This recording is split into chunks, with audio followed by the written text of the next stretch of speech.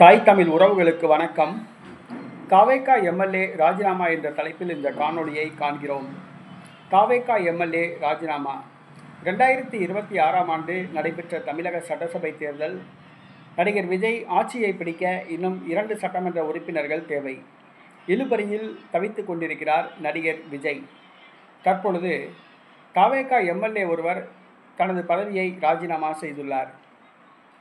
தாவேகா MLA ஒருவர் தனது பதவியை ராஜினாமா செய்துள்ளார். தனது எம்எல்ஏ பதவியை ராஜினாமா செய்யவில்லை. அறந்தாங்கி தொகுதியில் முன்னாள் மத்திய அமைச்சர் திருநாவுக்கரசர் மகன் ராமச்சந்திரனை எதிர்த்து தமிழக வெற்றி கழக வேட்பாளராக போட்டியிட்டவர் பர்வேஸ்.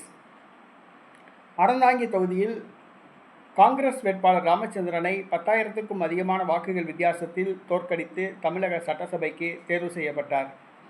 இவருக்கு திமுகவினரே ஆதரவாக வேலை பார்த்தனர். இந்த சூழ்நிலையில் இவர் கடந்த உள்ளாட்சி தேர்தலில் புதுக்கோட்டை நகராட்சியில் சுயேட்சையாக போட்டியிட்டு கவுன்சிலராக இருந்தார்.